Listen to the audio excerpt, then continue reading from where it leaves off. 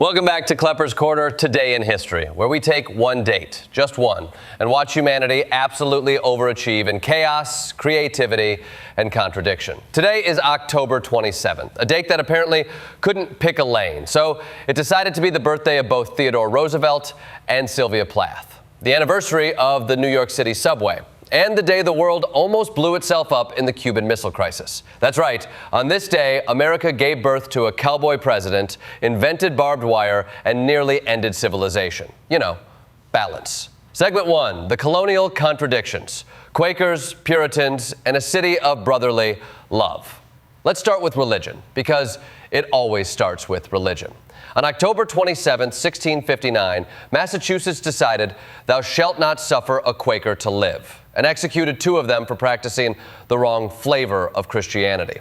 Now, just 23 years later, another Quaker, William Penn, looked around and said, "Okay, maybe let's try not killing each other over God this time," and founded Philadelphia, the city of brotherly love, a name that would later become ironic every time a Philly sports fan hurled a battery at Santa Claus. This is America's original paradox. One colony says, religious freedom for all, as long as you're our kind of free, while another says, let's actually try tolerance. And if you think that tension went away, just check Twitter the next time someone brings up teaching evolution in schools. Segment 2, Publius and the Pen. The Federalist Papers begin. Fast forward to 1787, and October 27th gives us the first Federalist paper. Alexander Hamilton publishes it under the pseudonym Publius, because apparently even founding fathers knew that arguing politics is safer when you're anonymous. Hamilton kicks off with the line, "It has been frequently remarked that it seems to have been reserved to the people of this country to decide whether societies of men are capable of establishing good government from reflection and choice." Translation, can we build a democracy by thinking it through, or do we just keep winging it until another monarchy shows up? The Anti-Federalists wrote back under names like Cato and Brutus, which really tells you that the founding of America was basically the 18th century version of a Reddit flame war. But those essays became the blueprint for how we argue about government, passionately, publicly, and occasionally with deadly duels.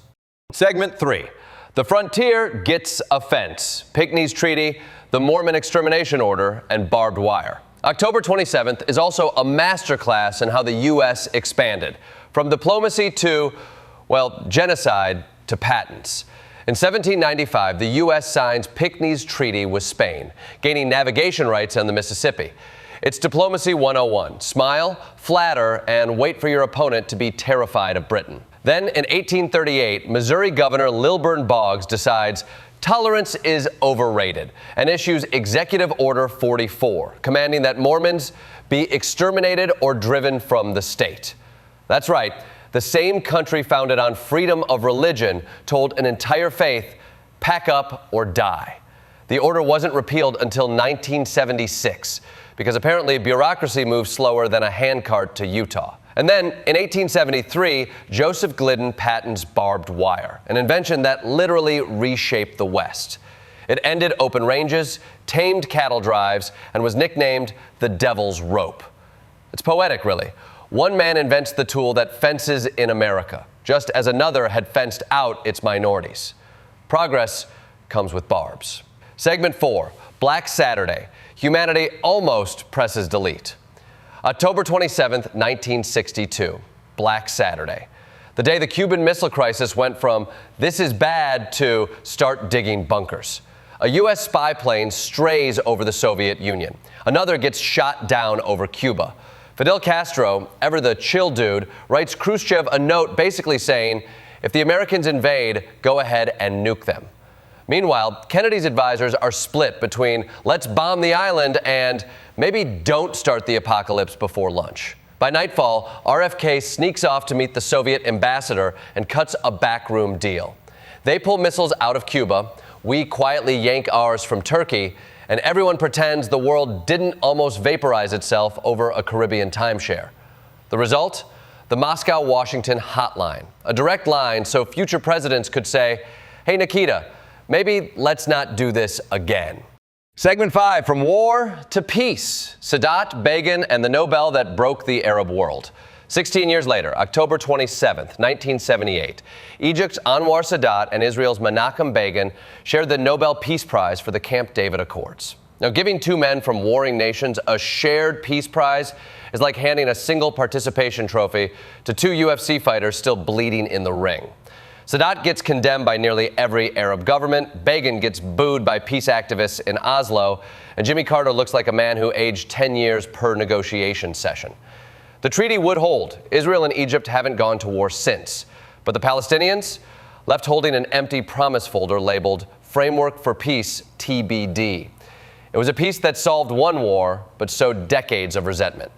The Nobel Committee basically said, you don't have to fix the problem, just look like you're fixing it. Segment 6, the empire unravels. Turkmenistan declares independence. October 27, 1991, Turkmenistan declares independence from the Soviet Union. Well, declares independence might be generous. It's more like Moscow collapsed, so we guess we're in charge now. President Sapar Murad Niyazov, the same guy who ran the Communist Party, just rebranded himself as a lifelong president. He renamed months after his family, built golden statues of himself, and wrote a book that citizens were required to study. So basically, Turkmenistan didn't leave the USSR, it franchised it.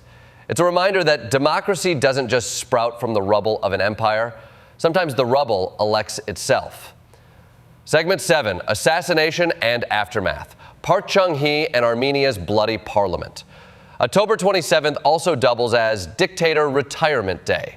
In 1979, South Korea's longtime strongman Park Chung-hee gets shot by his own intelligence chief, mid-dinner. Now, Park had turned South Korea from a war-scarred backwater into an industrial giant, but he ruled like a paranoid dad with infinite curfews. His killer claimed he wanted to restore democracy. Instead, the power vacuum led to another coup. Moral of the story? You can kill a dictator, but if the next guy's already warming up the tank engines, maybe just skip dessert. And in Armenia, 1999, a group of gunmen storms parliament on live TV, killing the prime minister and speaker. Their excuse? We're saving the nation from corruption. The result? Fewer reformers, more corruption, and conspiracy theories thick enough to choke a falafel. Turns out democracy's fragile. One bullet, and suddenly the whole system's rebooting in safe mode. Segment 8, the infrastructure of everything. NYC subway and Wall Street's mini crash. October 27th, 1904. New York City opens its first subway line. The mayor himself drives the inaugural train, which is honestly the last time a New York politician was trusted with public transit. For 5 cents, 100,000 riders that night got to experience the miracle of modernity. Speed, steel, and rats that haven't stopped evolving since. That underground artery connected boroughs, built neighborhoods, and created a city that never sleeps or smells good. Then, fast forward to 1997. The same day, capitalism takes a ride off the rails. The Asian financial crisis hits, and Wall Street suffers a 554-point drop. The New York Stock Exchange actually triggers its new circuit breaker and just shuts down early. Because when rich people panic, they literally pull the plug. Trillions evaporate, then recover the next day. Because apparently global finance is just emotional day trading with better suits. Segment 9, birthdays of extremes. Theodore Roosevelt and Sylvia Plath. And then there's October 27th's odd couple, Theodore Roosevelt and Sylvia Plath. Roosevelt, the man who punched corruption, wrestled bears, and made national parks look macho. Plath, the woman who dissected her own soul with a scalpel made of verse. TR embodied the strenuous life, charging hills, busting trusts, building canals, and saying, speak softly and carry a big stick. Plath embodied the introspective life, writing about the quiet desperation of being human, especially as a woman boxed in by mid-century conformity.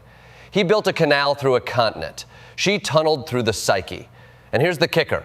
On her 30th birthday, October 27th, 1962, the day of the Cuban Missile Crisis, Roosevelt's America nearly annihilated itself. It's almost poetic. The external bravado of Roosevelt's century meeting the internal despair of Plath's. The outer world flexed its power while the inner world crumbled under its own expectations. In conclusion, so what do we learn from October 27th? That history doesn't repeat, it reloads. Every generation wrestles with the same contradictions: liberty and control, peace and violence, idealism and opportunism. We build cities of brotherly love, and we burn witches. We write essays about democracy and then assassinate the people running it. We invent subways to connect humanity and algorithms that crash economies. It's a day that sums up everything about being human: creative, destructive, earnest, and slightly insane. From the gallows of Puritans to the glow of subway tunnels, from Roosevelt's big stick to Plath's quiet scream, October 27th is a perfect snapshot of the human condition, a never-ending argument between our best intentions and our worst impulses.